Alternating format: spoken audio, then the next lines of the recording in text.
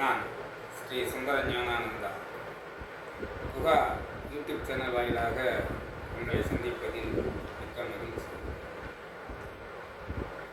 சுமார் இப்போ அந்த ஒரு 2-3 வருடங்களுக்கு குறைவில்லாமல் நடைபெறக்கூடிய திருமணங்களில் நிறைய குளறுபடிகள் ஏற்பட்டு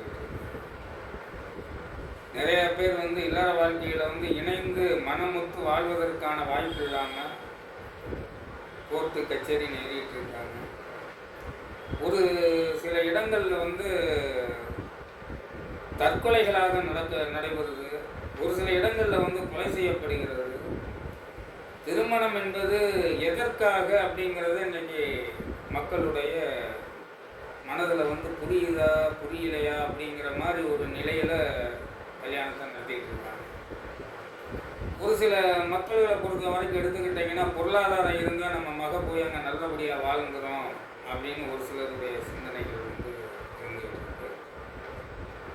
ஒரு சிலரை பொறுத்த வரைக்கும் இல்லற வாழ்க்கையை தேர்ந்தெடுக்கக்கூடிய மணமகனோ அல்லது மணமகளோ அவர்களுடைய வாழ்க்கை வழிமுறைகளை தெரிந்து கொள்ளாமலே தேர்ந்தெடுக்கிறாங்க. அவங்க எப்படியாப்பட்டவங்க, என்ன மாதிரி, ஏது அப்படிங்கிறது தெரியறதில்லை.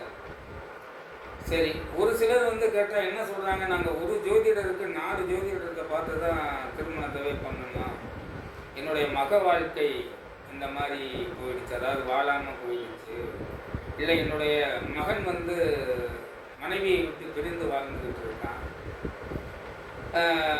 கோர்ட்டு கச்சேரி கேஸு அப்படின்னு சொல்லி இன்றைக்கி எல்லா பேரும் குடும்பத்தில் நிம்மதி இல்லாமல் ஏறிக்கிட்டு இருக்கோம் அப்படின்னு ஒரு சிலருடைய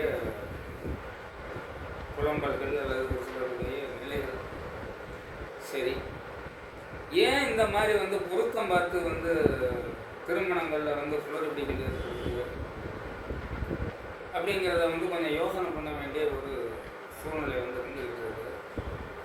பொதுவாகவே திருமணம் என்பது எப்படி அப்படின்னு பார்க்க போனீங்கன்னா, ஒரு குடும்பம் ஆள்வோர் தலைக்கு அருகுவோர் வேரோடி வாழையடி வாழை அந்த குடும்பம் நல்ல விருத்தியை கொடுத்து குடும்பம் நல்ல முன்னேற்றத்திலேயும் நல்ல பொருளாதார சூழ்நிலையிலையும் நல்ல இணக்கமாக வாழக்கூடிய நிலை இருக்கணும் அப்படிங்கிறதுக்காக தான் பொருத்தமை பார்க்க வேண்டியதாக இருக்குது. பொருத்தம் பார்க்கறதுல இப்போ பொதுப்படையாக பார்க்க போனீங்கன்னா ஒரு 10 விதமான பொருத்தங்களில் பொருத்தம் பார்க்குறாங்க. ஒரு முக்கியமான பொருத்தங்கள் ஒரு 5-6 இருந்தாலே செஞ்சிடலாம் அப்படின்னு முடிவு பண்ணிடுறாங்க.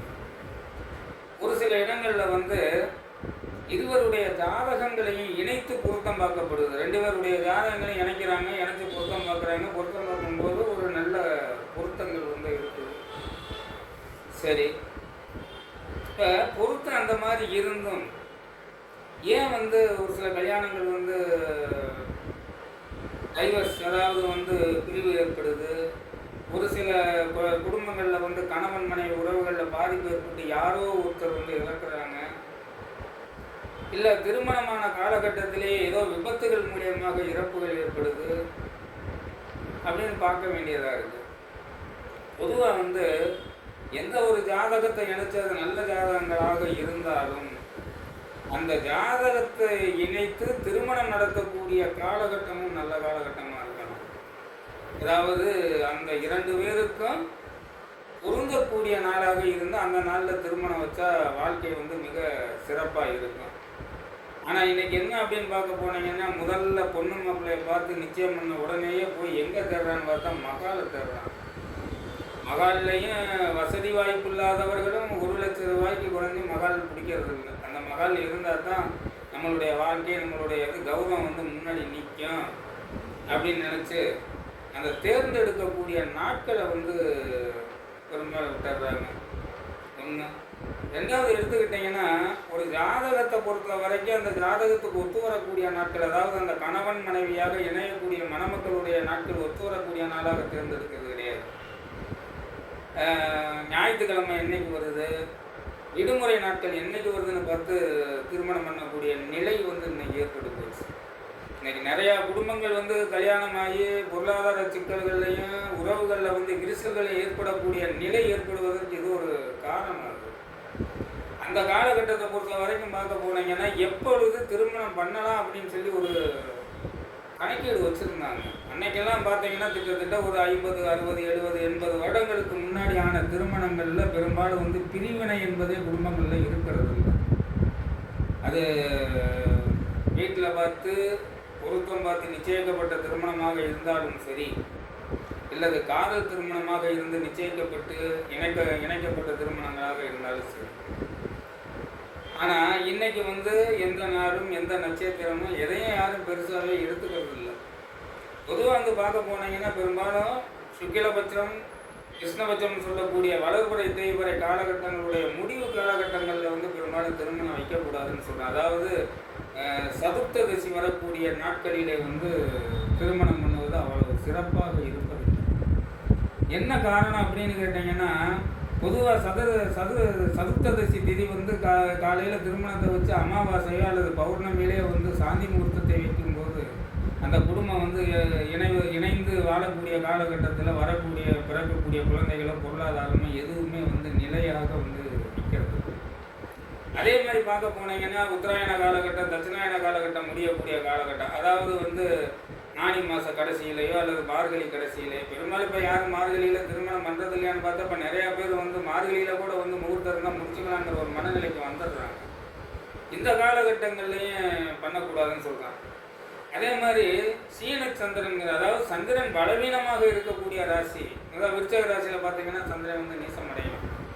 அப்போ விருச்சக ராசியில் வந்து சந்திரன் நீசம் அடையக்கூடிய காலகட்டத்தில் வந்து இருக்கக்கூடிய அந்த நட்சத்திரங்கள் விசாகம், அனுஷம், கேட்டை, இதில் வந்து முகூர்த்தங்கள் வந்து வைக்கக்கூடிய நிலை இருந்தாலும் அந்த முகூர்த்தத்தில் வந்து திருமண உறவுகள் கைகூடி அவர்கள் இல்லற வாழ்க்கையை தொடரும்போது அவர்களுடைய வாழ்க்கையும் மிக சிறப்பாக இருக்கிறது இல்லை.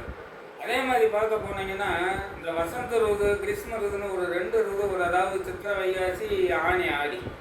இந்த வைகாசி மாத கடைசியோ அல்லது வந்து ஆணி மாத கடைசியிலையோ வந்து திருமணங்கள் பண்ணாலோ அல்லது அந்த திருமணம் பண்ணி இருக்கக்கூடியவர்கள் வந்து புதுமகனை புகுந்தாலோ அந்த குடும்பங்களில் வந்து பெரும்பாலும் முன்னேற்றங்கள் ஏற்படுறதில்ல, பொருளாதார சிக்கல்கள் ஏற்படுத்துது, குடும்பத்தில் எந்த விதமான நல்ல சுபகாரியங்களும் நடக்கிறது இல்லை முடிஞ்ச வரைக்குமே.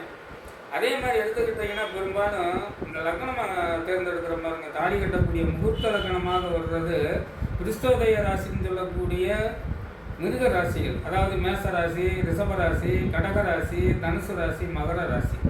அதெல்லாம் பார்த்தீங்கன்னா மேசங்கிறது ஆடு, ரிஷபங்கிறது வந்து மாடு காளை, கடகங்கிறது வந்து நண்டு, தனுசுங்கிறது வந்து குதிரை, மகரங்கிறது வந்து மீன். இந்த மாதிரி மிருக ராசிகளை லக்னமாக வைத்து அந்த நேரத்தில் வந்து திருமணம் பண்ணி தாலி கட்டக்கூடிய தம்பதிகளுக்கு இல்லற வாழ்க்கை வந்து பெரிதாக எதுவும் சிறப்பாக இருக்கிறது இல்லை.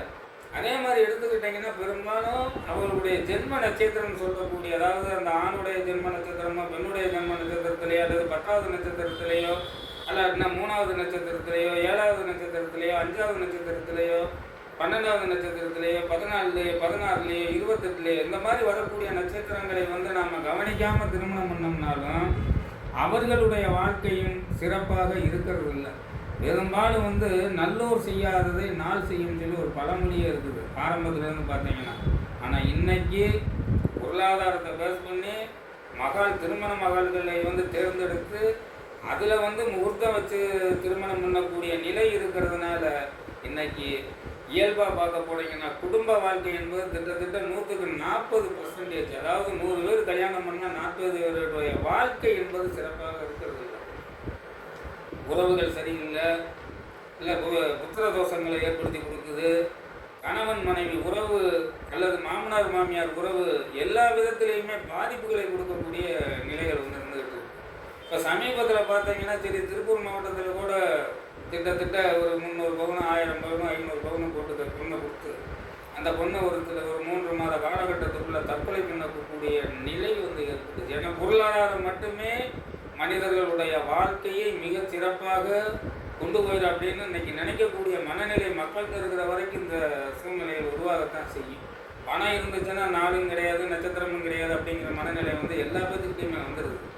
அதனால் முடிந்த வரைக்கும் அந்த ஆரம்ப காலகட்டத்தில் இருக்கக்கூடிய விதிமுறைகளை கொஞ்சமாவது கடைபிடிச்சோம்னா, அதாவது ஜோதிடத்திலேயோ அல்லது ஆன்மீகத்திலேயோ நம்பிக்கை இருக்கக்கூடியவர்களாவது கொஞ்சம் முறையாக கடைபிடிச்சு இந்த நிகழ்வுகளை நடத்தினால் நன்றாக இருக்கும்.